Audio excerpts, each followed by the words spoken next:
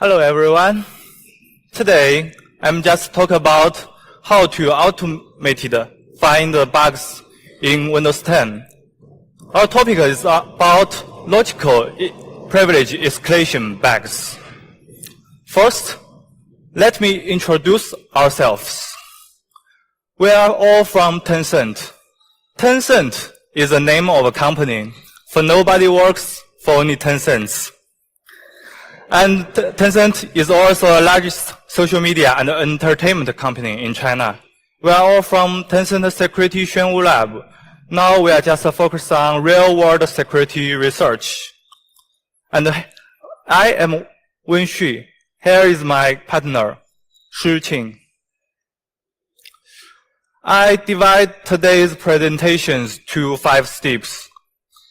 The first, I will introduce you the logical bugs in Windows 10's system services. And then we'll do some case studies based on historical bugs. Then we will know how to do bug discovery and automate this processing. Finally, we'll do some works about exploit development. So you may ask me why I choose logical bugs. The first is about stability. So all of us knows that memory corruption bugs is not already stable. With a 10.1 or other computations, the computators just run their exploit again and then again, but failed. That is very usual. And the second one is it is very easy to exploit. For there is many mitigations in Windows 10 today, just like CFG, DEP, ASLR. That is many mitigations to battle with.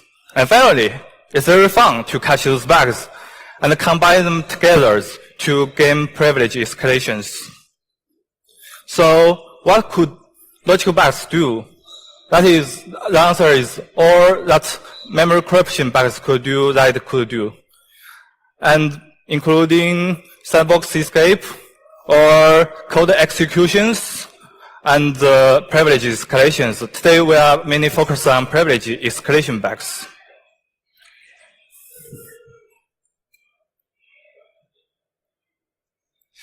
So let's see the pictures.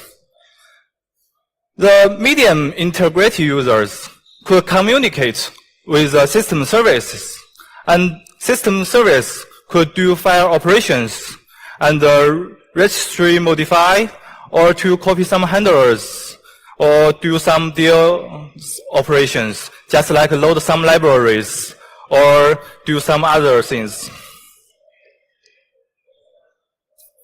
So, for the examples, we choose 2 bugs for the case studies.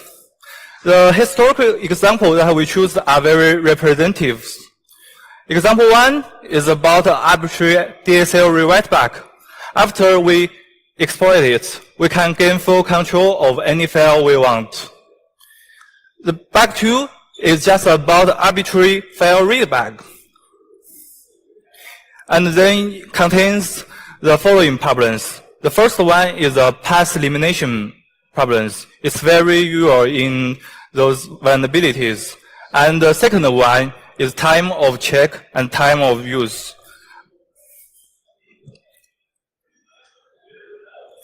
And let's see the first bug. It's in task scheduler service. And when we call on LPC interfaces, we could trigger these vulnerabilities and gain control of any file. But before analyze this bug, we need to know some fundamental knowledge about LPC. And LPC is called Advanced Local Procedural Calls, which is a part of Windows IPC.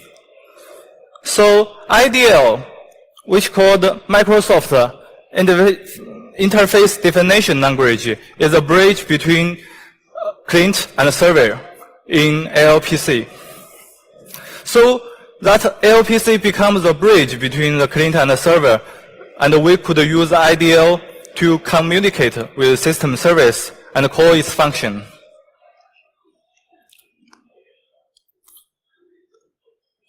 So how could we analyze those interfaces? We need a tool named RPC Viewer. It is a very strong and powerful tool that we could analyze those interfaces. And also, you can see the pictures. The registered LPC interfaces is marked as green. So that means we could just call it directly with IDL code and our interfaces. But this tool is not very useful in some ways because some data structure may be missing, so that you need to do the reverse engineering by yourself with IDA and fix the data structure. When you are able to fix all data structures, this software could fix it. So the problem is clear. We need to find the target DL file which is related to the LPC interfaces in RPC Viewer and use IDA Pro to do the reverse engineering. You should be aware of the sensitive operations and some function call, which is to say we grant DSL to some file or delete some file. For these vulnerabilities, we could see the interfaces in the target DL files. And we could find it in the target DL file and reverse it to IDL code. And you will find this code is used to grant DSL to a .jar file. The data structures just look like this. It receives two parameters. The first one is the path, and the second one is the SDL strings, which is a security descriptor for the file. And after reverse engineering, we find the string is just convert to the security descriptor for this DSL operations.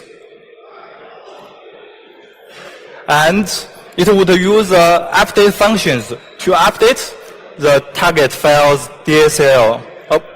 So we could find it use cannulation bugs to limit the path to task folders. So how can we bypass it? Some of you may know we have some ways to reflect those file operations to another place. But today we are talking about the technology behind them. So my partner, Shiqing, could you please share the details behind them? Yes. Yes. There are three ways to do this. Junction, hard link, and device map. Let's look at junction first. Windows provides a command named make link in CMD to make symbolic links. This picture shows of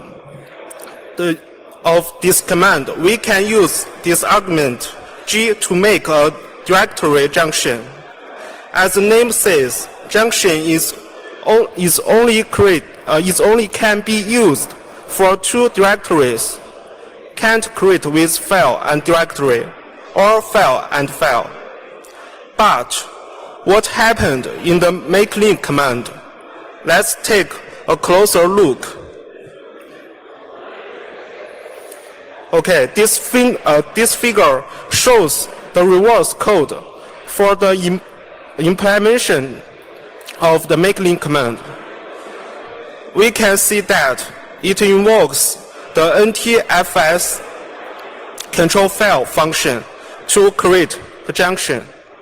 But what is the NTFS control file? As we know, the Windows API device I/O control is used for communication with kernel drivers from user mode space. In fact, device I/O control will check the IOCTL tab. If the IOCTL is FSCTL, it will invoke NTFS control file function. The NTFS control file function is responsible for handling file system related requests. It receives the partners from the user mode and then create the IRP packet and send it to the file system driver.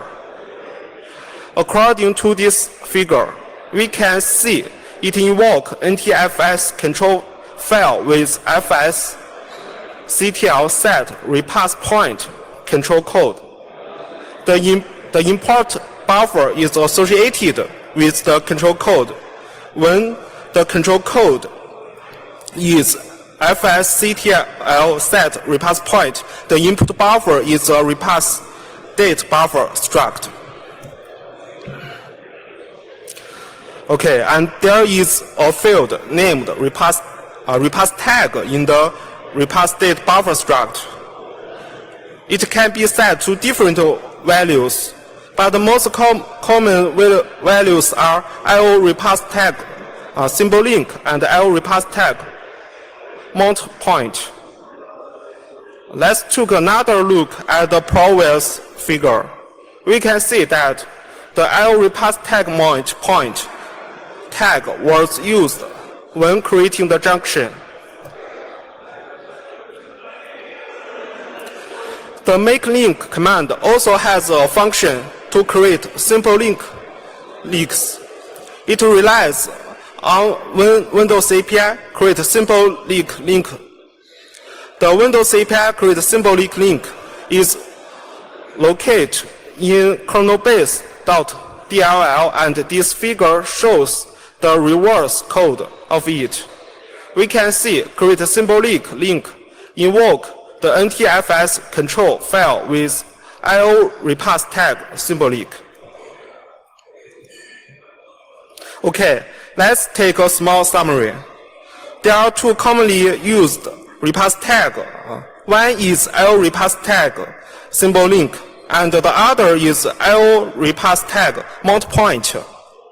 When invoke NTFS control file with IO repass tag symbol link, the file system driver will create the NTFS symbolic link, and it can be used for file or directory. When invoke NTFS control file with IO repass tag mount point, the file system driver will create the NTFS mount point. It only used for directory. Okay, we now know how to create a repass point. The next step is that we want to know what happens when we open a repass point. When we open a file, the Windows kernel first looks for this object in the kernel object directory, but the kernel object manager only knows the NT path, so a conversation is necessary. For example, when we open C test file, the NT path name to NT path name function converts the path to an NT path. In the kernel object manager, OBP lookup object name is responsible for finding a named kernel object in the kernel object directory. The object directory is composed of directory objects, but if the current path is not a directory object, the OBP lookup object name function will call the pass function of this object type. In this figure, C is a kernel symbolic object. Note that kernel symbolic object and NTFS symbolic links are two completely different things. Because C is a kernel symbolic object, OBP lookup object name will call its pass function. The pass method of the Windows kernel symbolic link object is OBP pass symbolic link function. It converts the symbolic object to the real directory object. Now, the file path is device hard disk volume 9 test file. Hard disk volume 9 is a kernel device object. OBP lookup object name realized it is not a directory object. So, OBP lookup object name will invoke device objects pass function, IOP pass device, and passing the remaining name as argument. The IOP pass device function creates a kernel file object as the context of this open operation. It then creates an IRP packet and sends it to the associated file system driver.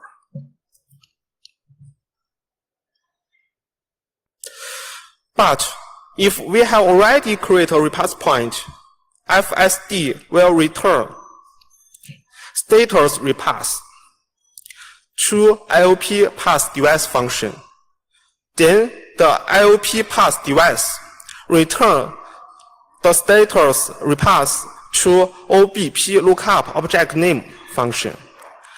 The OBP lookup object name function will determine the status value returned by the underlying. If its status repass, it will be passed again, use the return value. This is the implementation principle of repass point. And Microsoft provides some information that how Windows APIs deal with the repass point. You can find it at MSDN. Some Windows APIs are not affected by repass point. For example, delete file is not affected by repass point because when delete file function open a file, it uses NT open file function with the file open repass point flag, and it will not return status repass code.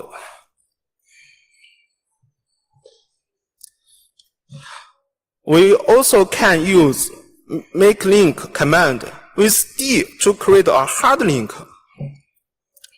It invokes the Windows API create hard link W.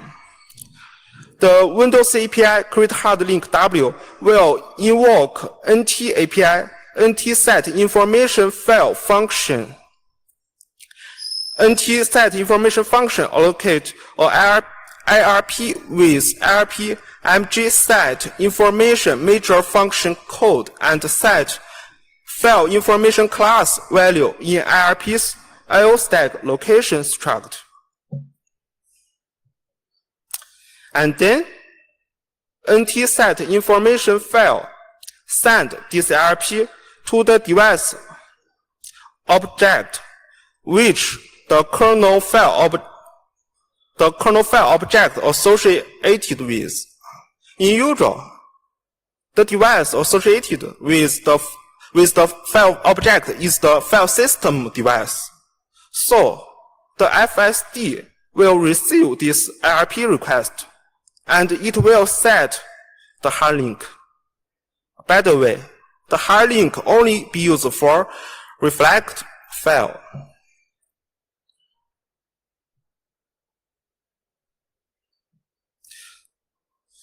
Double question mark in NT path is usually pointing to global double question mark path. For example, double question mark global root is pointing to global double question mark global root.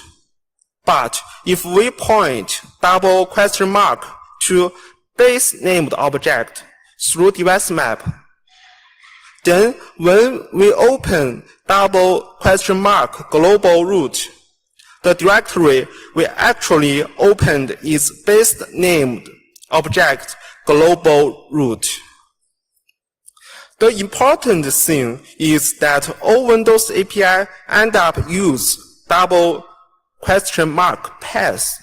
Therefore, we can use device map to redirect objects that Windows API's operations. For example, proxies A want to open a file named C test path test file. Before the open operation, we create a device map for proxies A, make question mark double question mark point to base named objects. Then we create a kernel symbolic object named base named object C and link it to device hard disk volume 4. Note that the real disk C is device hard disk volume 9.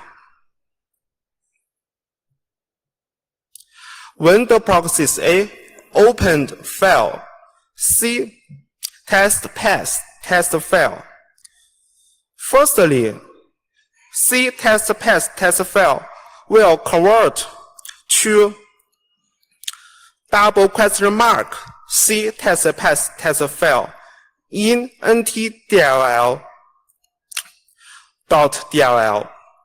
by rtl.path name to nt path name.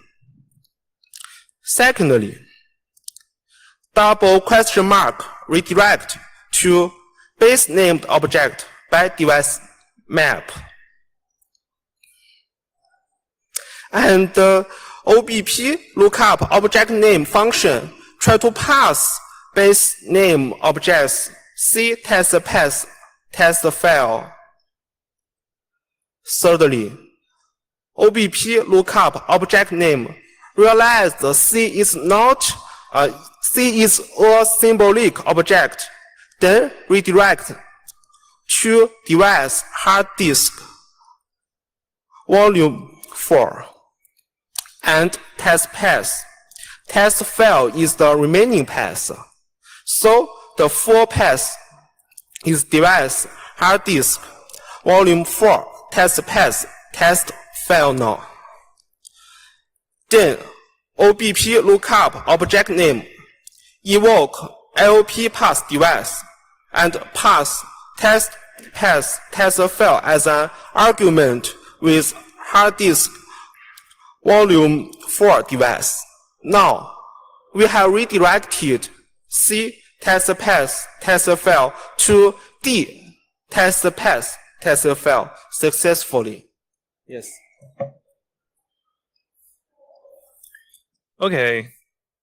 Thanks my partner to sharing us so many skills to bypass the path eliminations.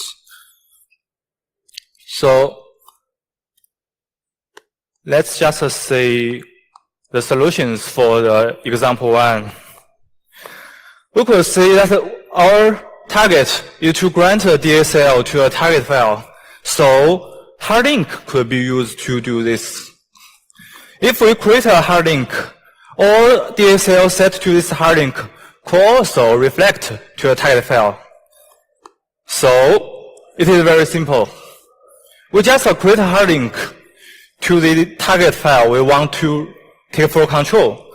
And then we trigger this LPC interfaces. So all things is done. Let's see the second vulnerabilities. It is located in Windows installer service. But the most importantly is it is not a LPC interfaces. It is a function called MSI advise product functions, which is used to communicate with the installer service. The function is to validate the target file, and it would copy the target file. So there is a certain time between the copy happens and the check. You could think if the copied file is read by the normal user, he could break the rule and end up with the privilege escalation. So let's see how to win these risk condition problems. Let's talk about OPLux. For Microsoft, it says OPLux is used to design to reducing network traffic times and improve the response time. But actually, it could use to win the risk conditions at only one time. OPLux is based on the function device I/O control. And you could lock the file, just define a callback functions to it. When the file options actually happens, you'll get notified and just execute your callback functions. That is to say, we could just rewrite the file to junctions to the target file so that we could read it.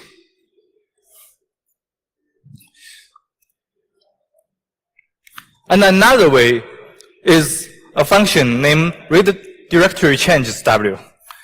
This function is no lock. So that is to say, when we do file operations, we will not concern about the locks. Just like if I lock the file with OPLux, I could not do any operations before the actually file operations come. So it is just used to detect if there is any changes on the target directories. And when the directories actually happens, we could do the operation.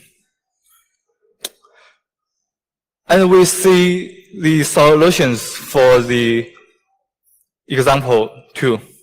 We just use read directory changes functions to do it.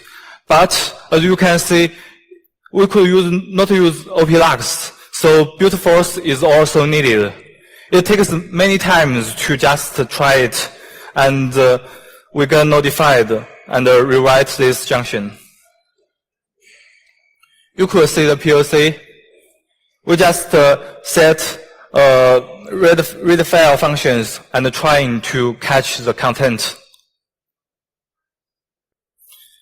But this vulnerability is not so useful because the CPU rate will reach about 100%.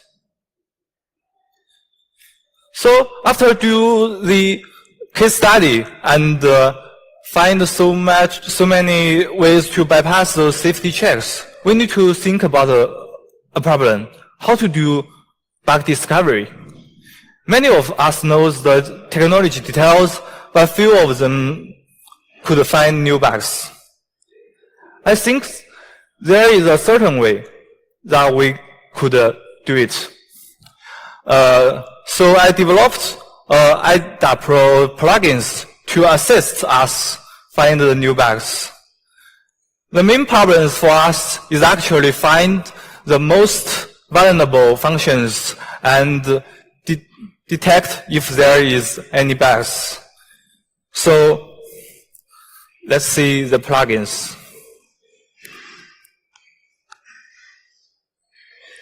Ada actually provides a lot of interfaces to help us write its plugins. We could use get function attributes to get a function start address and end address. And then we could use get memories in compiler constructions. A basic block, you could see that in these pictures, is a straight line code sequences with no branches. So following the rules on the right side, we could find all of the above operations and just find the target functions with these plugins. If a target address is in the task segment, then we go back to the step 1 to retry this. So talk is cheap. Show me the code. So let's see the code is very representative to find those vulnerable functions. We just try to find all code blocks and detect if there is some operations. By this way, actually we found one new bug reported to Microsoft. It is located in program completed assistant service. It is an arbitrary file metadata read bug. Also, the main problem for this bug is incorrect impersonation and the time of check, time of use. Let's see this assembly code. We could see this ALPC interface is located in PCA svc.deal. So the functions named get file information from path use a safety check to make sure that the current user has the accessibilities to get the target file's metadata. It first uses impersonation to get current user's token, and then use create file functions to try to open a file. The developers think if the current user is successful to open the file, so he must have the privileges. Then he just reverted to system privileges. So let's see how to break this rule. We just create a file name which is same with the target file, and we lock it with the OPLux. Then we call the interfaces in ALPC. After we get notified by the OPLux, that is to say the system service try to open the target file with current user's token, and we rewrite a junction to the target folders we want to read. And then we bypass a check, and the system service reward to system privileges and get the metadata back to our users. So that is to say we gain the target data with a normal user privilege. It's very simple to write such an exploit. We just need to set an OPLux and get the callback functions. After this bug was found, we have spent many times on reverse engineering just about all the interfaces in the system services. We have rearranged more than hundreds of interfaces, but get nothing because so many people are trying to catch bugs, and it's not easy to reverse all the interfaces. So we started to think how to automate this process and get new vulnerabilities. We may know now we are very easy to build fuzzers and use it to detect memory corruption bugs automatically. Let's see the right side of this picture. It's a very traditional fuzzers. It just generates examples and run it with a target executable, just to detect if there is a crash. So I start to think, is there something similar with a crash in logical vulnerabilities? The answer is yes. But first, we need to know how to catch those sensitive operations. We start to think about process monitors of the system internal tools. But unfortunately, there is not any command line tool. So we make it and left interfaces for our framework to catch it. sensitive operations, just like file operations, is very similar to a crash in catching memory corruption bugs. And it's very easy to validate those operations, just like we validate a crash in memory corruptions if there is any use after free or out of bounds read. And I found two operations is very easy to validate. The first one is set security file. The second one is set decomposition file. And I'll build the framework based on them. And there is a problem. Can we just use these frameworks to automate analyze the LPC interfaces? But unfortunately, the answer is no. It costs too much time and hard to do reverse engineering. So I get another way how to trigger system service, or that is to say, to interact with them.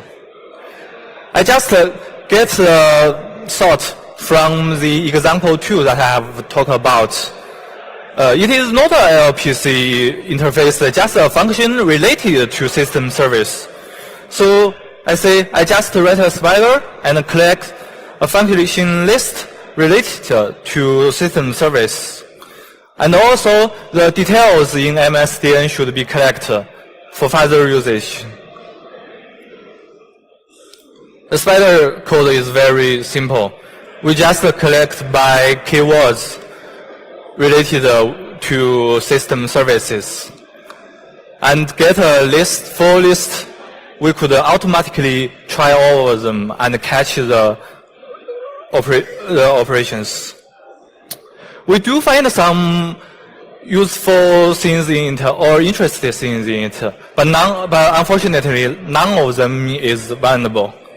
So I started to think about the system applications. Every one of us use system applications in Microsoft, developed by Microsoft in Windows 10 in our daily usage. So I started to think about if they should communicate with system service, for there is so many functions to be developed. So this problem is solved by an accident. Let's see the picture. Every one of us knows it is Windows Cloud Stores. One day I just click the install buttons on these applications, and I find there is so many sensitive operations just come. And I find if I need to trigger all of the modules of those applications, the best way is just do UI interactions instead of just do so many reverse engineering works.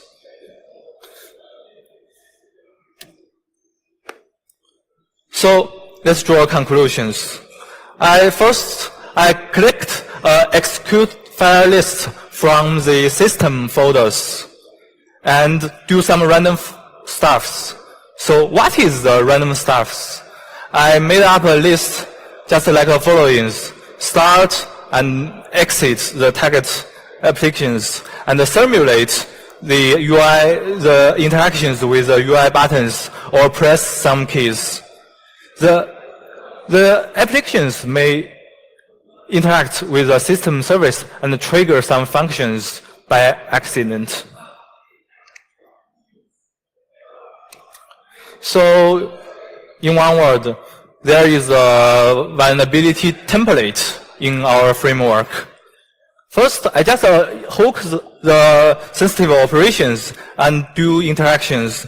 Second, I just replace the file with a hard link or some other things and validate the DSL of that file. If I try to write something into it, but I success, that is to say it was successful. So I just generate a bug report, which is similar to a crash report in memory corruptions.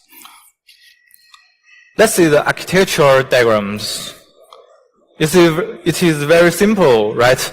You guys may ask me, oh, it is so simple, does it really works? You are just kidding me. But actually, we use this framework to catch 4 bugs in just 2 weeks. But 2 bugs are still under fixing by Microsoft. So today we just talk 2 of them.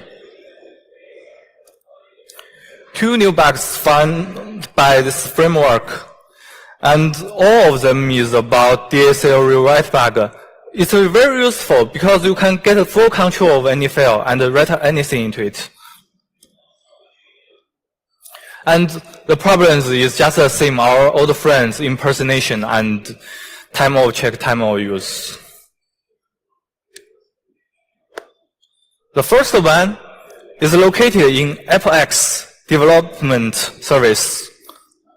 When we start the system camera, it is a Windows app.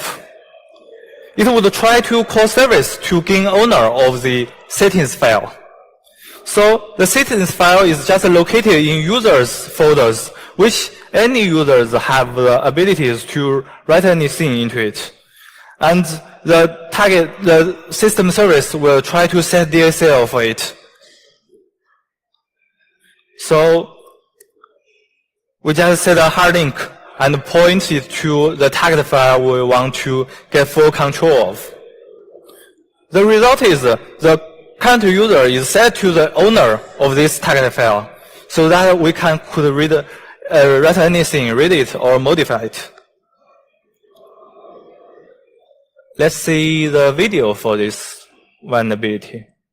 First, I check the DSL for the target file. You could say there is no access privilege for him. I tried to write something into it, but failed. Then I just delete the settings file and set a hard link to the target file where I want to gain owner of. Now I just start the system camera and do some random interactions, which is we could click the button, just do some keyboard events.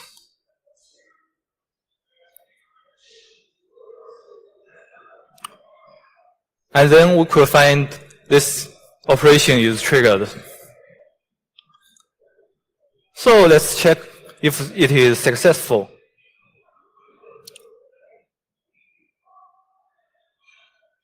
We just try to write something into it again. You'll find successful. So let's check if the content is really rewrite. Yeah.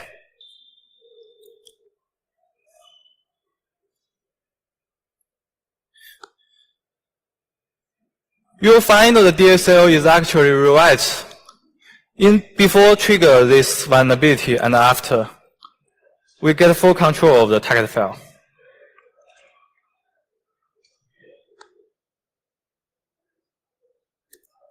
It is assigned with a CV number in Microsoft's April security advisory, and the fix for this problem is very easy. Just impersonate with the current user's token so that it could only set with himself's privilege. And the next one is located in standard collector service. There is no impersonation again.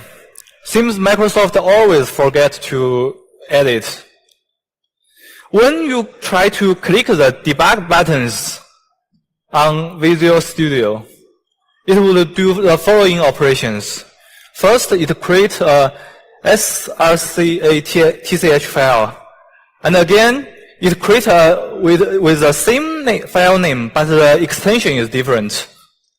And try to set DSL and get full control of him. We could see it just do this operation without any impersonation, so it just use system privilege to do those things. So how could we trigger these vulnerabilities?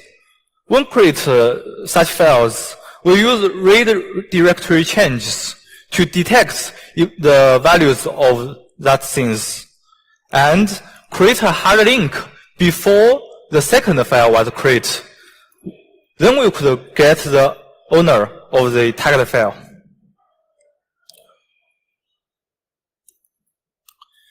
So if you are from a red team, you may ask me, all of your bugs is about file operations, write something into it. But what I need is command executions. So how could we turn the file operations into a command executions with system privilege instead of just writing something into it with system privilege?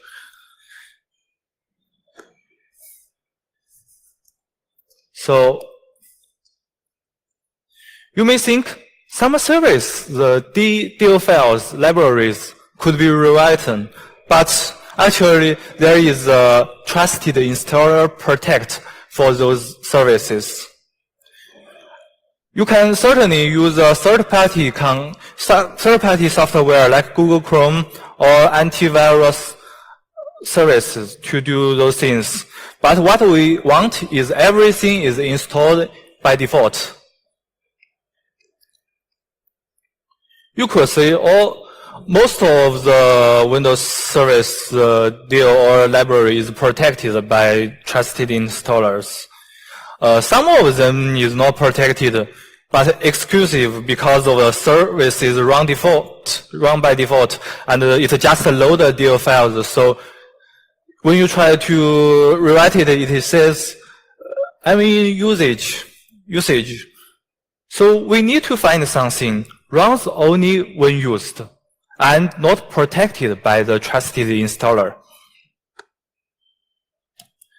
So we get one gadget, the XPS printers. It is called Printer Explorer Service. It would get loaded when print a XPS document.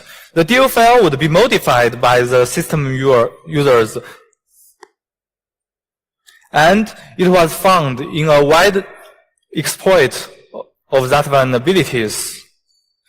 And the target DL file we want to rewrite is located in such folders. When you try to create a hard link to this file and trigger vulnerabilities, you will finally found when the services start running, your deals will be loaded and you'll get a code execution with system privileges. You just need to hijack the deal main functions and all things will be done. And here is some reference in our project.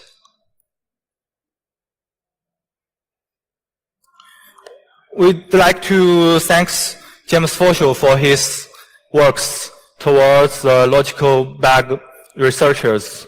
Without his help, we could not do this project. And my leader, Yang Yu, gave us many advices about how to find new bugs. And Chen Dading, he is an expert in such area and gain the Pontoon's edge competitions. Do you have any questions?